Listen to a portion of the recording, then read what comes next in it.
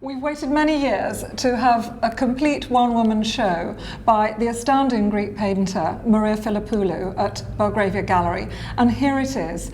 We've had pieces of her work which have amazed and been a source of joy to many clients who've bought them. And here is the full range of Maria's most recent work, which have been the most elevating thing to come to London after our long, cold, hard winter. Lovely to see you. Welcome to London. Thank you, Anne, very much. Tell me about, I understand that these are your most recent work, but you started painting interiors. Yes. I started painting skylights, close interiors, and after that, generally I have obsession with my with my subject. Yes. I work on my subject about 5 years, something like that. Yes. And after the skylights, it was the greenhouses. Yes. For me, it was the same thing because it's the light from the top, and on the floor it was the plants. And after that, I went to underwater swimmers. Yes. To the sea.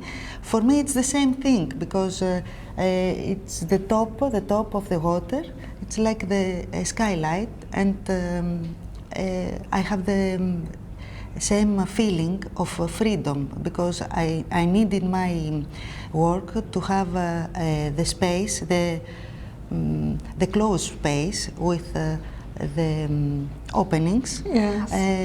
To be to feel free, and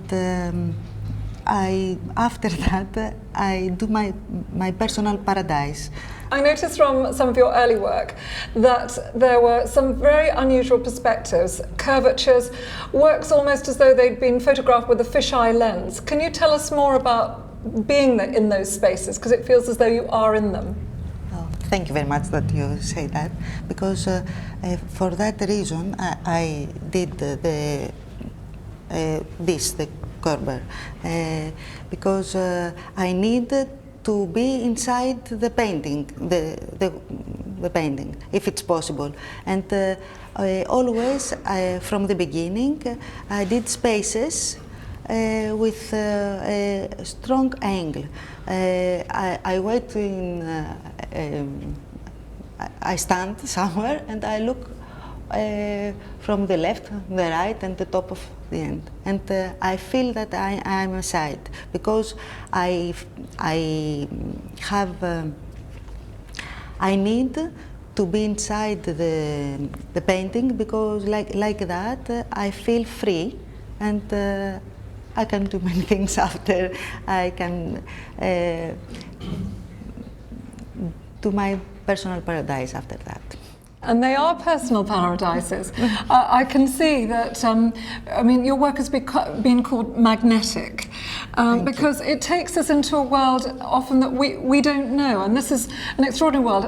This suite here of the triptych of underwater swimming, you are a keen underwater swimming swimmer yourself, and I think without any clothes on occasionally, if you could get away with it, it makes it even more realistic.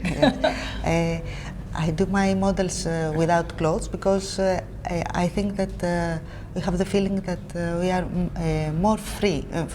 Yes. And I need to have this feeling of freedom, of not for the movement of the peace. The peace. Yes. All sorts. Of this. Yes. Oh, on some of them, I particularly like where you include in your underwater world lost worlds, because in Greece and in Turkey, where you've painted, there have been earthquakes and whole cities with amazing columns have disappeared into the sea, and you paint underwater swimmers in these areas. They're magical. Yes, I love the Asian areas. Yes. And I went to Turkey, to Pamukkale, but it's a Greek old town, Hierapolis. Yes. And then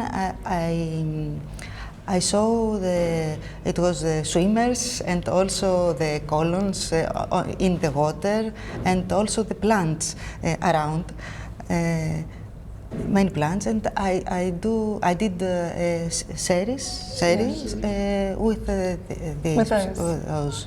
It was a combination with the columns and the swimmers and. That's great. Because for me, it's very important the space in my work. Yeah, it is. And also the light and the color. Well, we really love your new series, Cataractes, or Cataractes that you call them, waterfalls. And we've got some absolutely magnificent waterfalls. I understand you've painted the highest waterfall in Greece. No, I think it's not a high waterfall. It's a high waterfall that I saw. I'm not sure for that, but it is in the island Samothraki, yes. And I go there every year, yes. Because I want to have the feeling of that that I paint, yes. And it was amazing for me. Yes. The cataracts, yeah. And it's something else from the underwater swimmers, because we are very protected. I feel very protected there, yes. But in the cataracts, for me, it's I am over my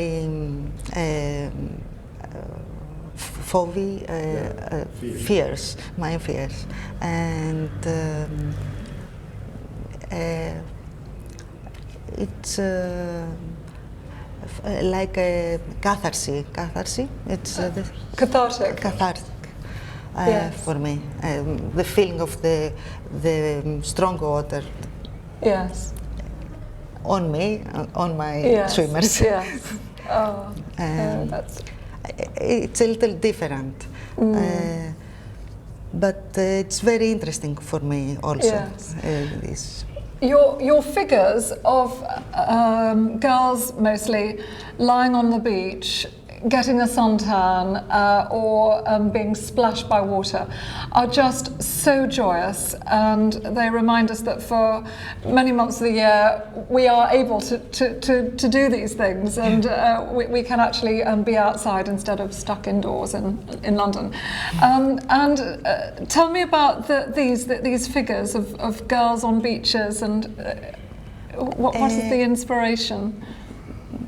I want to pass the feeling of the relaxation, yes. And of the joy of life, yes. And because for me also is precious, and I want to keep this feeling, and I hope that with my work I can pass on the others. Sorry. Yes.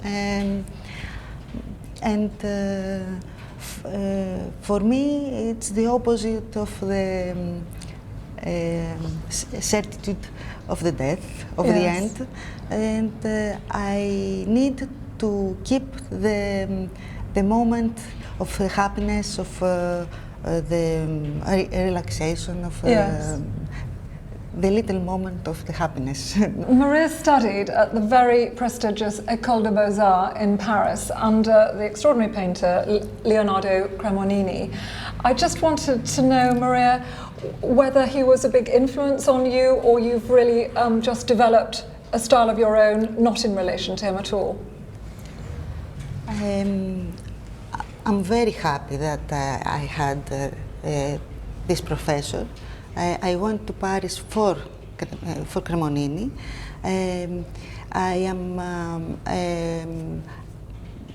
I don't know if my work was influenced from him, but